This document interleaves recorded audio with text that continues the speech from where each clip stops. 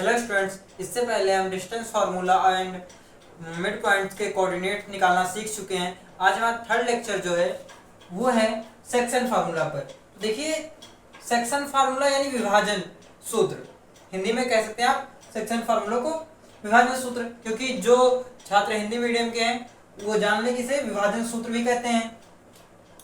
और internal section formula जो होता है वो mx2 x equal to mx2 plus n x1 upon m plus n और y बराबर my2 plus ny1 upon m plus n होता है। इंटरनल फार्मूले को अंतः विभाजन भी कहते हैं और एक्सटर्नल को बाह्य विभाजन कहते हैं। तो ये x बराबर होता है mx2 minus nx1 upon m minus 1, y बराबर my2 minus n minus 1 upon m minus n। देखिए, इंटरनल और एक्सटर्नल में एक अंतर होता है। जैसे ये कोई ए बी रेखा है, ये अगर इंटरनली जब कोई बिंदु होगा इस पर तो यहाँ अंदर होगा, जब अंदर बिंदु विभाजित करेगा। जैसे मान लीजिए इसे 3 बराबर भागों में बांट दिया हमने, पहला ये अब ये वाला जो बिंदु है इसे कितने अनुपात में विभाजित कर रहा है, तो इसे ये 2 भाग है, ये 3 भाग में है, ये 1 और 2, तो ये 2 भाग हैं, और ये वाला है 1 भाग। तो इसे क्या लिख सकते हैं, इसे 2:1 लिख सकते हैं, यानी इसे 2:1 में विभाजित कर रहा है। अंतः विभाजन है क्योंकि ये कहां पर आ रहा है, रेखा के बीच में। और एक्सटर्नल में क्या होता है, जैसे यही रेखा ए बी, अब इसे क्या कह देगा कि जो बिंदु है इस रेखा को विभाजित कर रहा है 3:1 में। अब 3 भाग कहाँ है, 1 2 3, 3 तो यहाँ है, तो आखिरी जो भाग होगा पहला वो यहाँ कहीं आएगा रेखा के बाहर, तो इसे कहेंगे एक्सटर्नल सेक्शन फार्मूला यानी बाह्य विभाजन सूत्र। तब लगेगा क्योंकि यहाँ पर ये जो बिंदु है वो विभाजित कर रहा है रेखा को बाहर, कहीं इस पर विभाजन नहीं कर रहा है, एक्सटर्नल पर इस पर विभाजित करता है, इसलिए यहाँ पर माइनस आता है क्योंकि ये बाहर विभाजित कर रहा है इसलिए माइनस आएगा। और इंटरनल में प्लस आता है क्योंकि वो रेखा पर ही विभाजित कर देता है। मैं आशा करता हूँ आपको ये सूत्र समझ में आ गए होंगे। अगर ये नहीं भी समझ में आया तो मेनली आपको ये 2 सूत्र याद करने हैं। आप याद कर लीजिए, इंटरनल में क्या होगा, प्लस आएगा, एक्सटर्नल में माइनस आएगा। सिंपल सा है। इस पर अब हम सवाल देखते हैं। जो हमारा पहला सवाल दिया गया है उसमें कहा गया है उस बिंदु के निर्देशांक ज्ञात करो जो बिंदु 1-1,7 और 4,-3 को मिलाने वाली रेखा को 2:3 में विभाजित करता है। देखिए, मान लीजिए आप माना यहां पर आप हल डाल लीजिए, माना उस बिंदु के निर्देशांक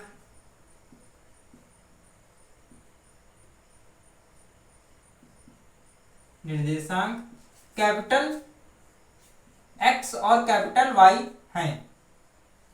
ठीक है, ये मान लेंगे। अब देखिए,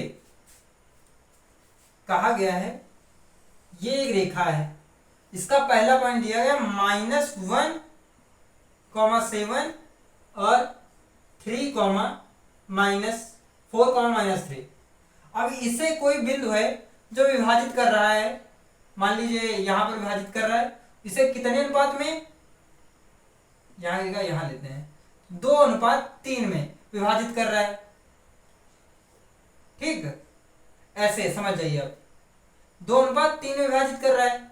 अब हमें इस बिंदु के निर्देशांक ज्ञात करने हैं, तो हम कैसे ज्ञात करेंगे, तो पहले हम क्या करेंगे, ये m को 2 मान लेंगे और n को 3 मान लेंगे, क्योंकि अनुपात हमेशा जो होता पहले m/n बराबर 2:3 दे रखा है, इसलिए हम m को 2 और n को 3 माने हैं।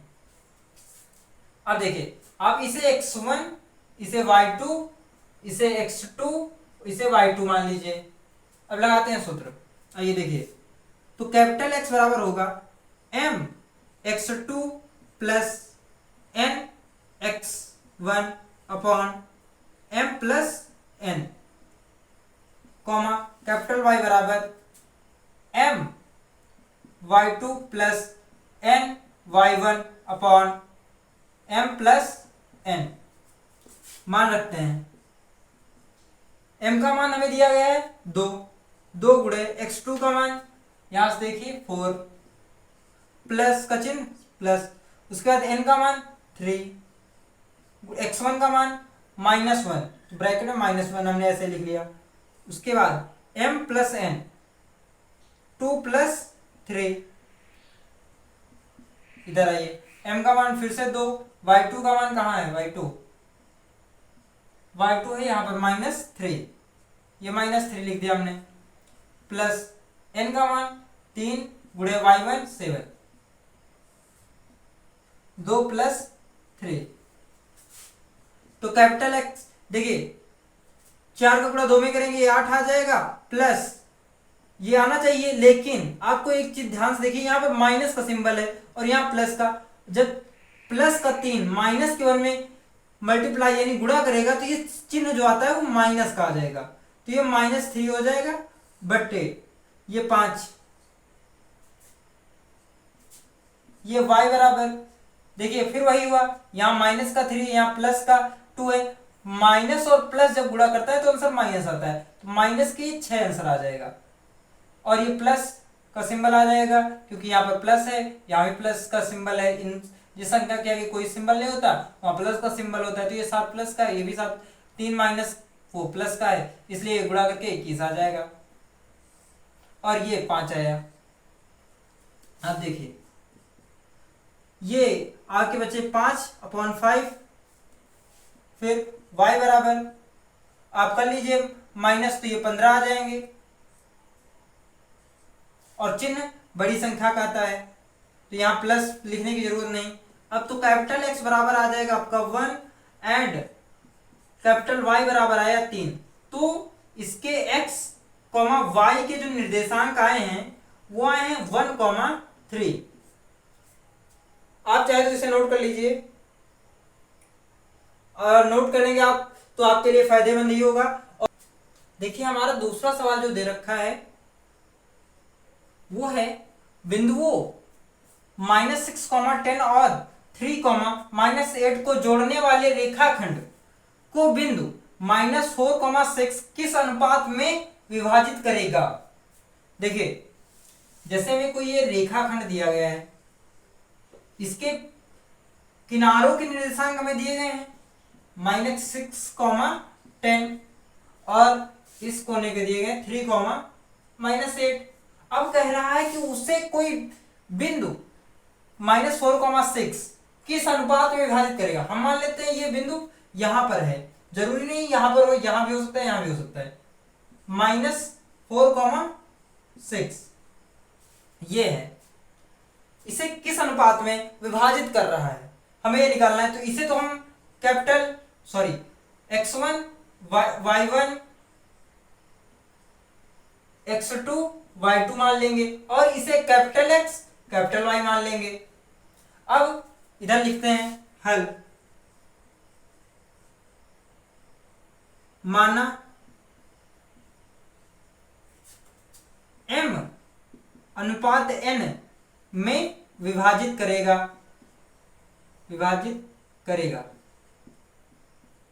विभाजित मैंने सिर्फ ऐसे लिख दिया है अब क्योंकि ये मैथ है। देखिए सूत्र लगाइए आप,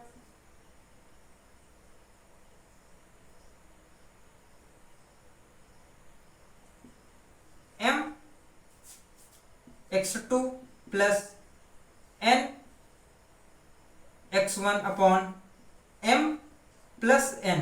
देखिए मैंने यहाँ पर m और n इसलिए माना है क्योंकि ये m और n सूत्र में है। आप यहाँ पर कुछ और मानते फिर मान रखना पड़ता, बवाल होता। इससे बढ़िया आप वही मान लीजिए जो यहाँ पर है, तो कोई दिक्कत नहीं होगी। और y बराबर m y2 plus N Y one upon M plus N. हमने ये सूत्र रख दिया, लेकिन आप देखिए यहां से m और n की वैल्यू हमें निकालनी है। इसे यहां पर हम सॉल्व करेंगे तब भी हमें एम एन की वैल्यू मिलेगी, इसे सॉल्व करेंगे तब भी एम एन की वैल्यू मिलेगी। तो आप क्या कीजिए, किसी एक को सॉल्व कर लीजिए। चलिए मैं इसे सॉल्व कर लेता हूं, हम इसे सॉल्व नहीं करेंगे, आप करके देखना चाहें तो इसके द्वारा सॉल्व करके देख सकते हैं। चलिए ये आपके लिए मैं देता हूं, आप इसके प्रैक्टिस कीजिएगा। तो कैपिटल एक्स की वैल्यू है -4 बराबर एम, x2 की वैल्यू है 3 प्लस एन, x1 की वैल्यू है -6 अपॉन m प्लस n। तो -4 बराबर 3m प्लस माइनस, देखिए प्लस माइनस माइनस हो जाएगा गुणा करने पर, और ये 6n हुआ, और m प्लस n। अब ये यहां पर गुणा करेगा तो ये -4m हो जाएगा, प्लस यहां पर प्लस है, यहां गुणा करेगा जब तो -4n हो जाएगा बराबर 3m -6n। mn को एक तरफ ले आते हैं। चलिए क्या करते हैं, m को एक तरफ, n को एक तरफ ले आते हैं। तो हम क्या करते हैं, m को उस तरफ ले जाते हैं, n को इस तरफ ले आते हैं। तो करते हैं हम ये 3m प्लस 4m बराबर माइनस, पहले 6n को इधर लाएं, फिर ये माइनस वाला 4n ऐसे लिख देते हैं। अब क्या करेंगे, ये देखिए ये 7m हुआ बराबर ये 2n हो गया। अब ये n गुणे में है तो यहां कहां आएगा, बटे में आएगा। तो m 7m बटे n आ गया, यहां क्या बचा 2 बचा, लेकिन ये भी तो गुणे में है m के, तो ये आ गया m अपॉन n, ये कहां जाएगा, बटे में। तो ये आया, तो इसका अनुपात जो हमारा निकल के आया ये m अनुपात n का 2:7, ये हमारा बिल्कुल करेक्ट आंसर है।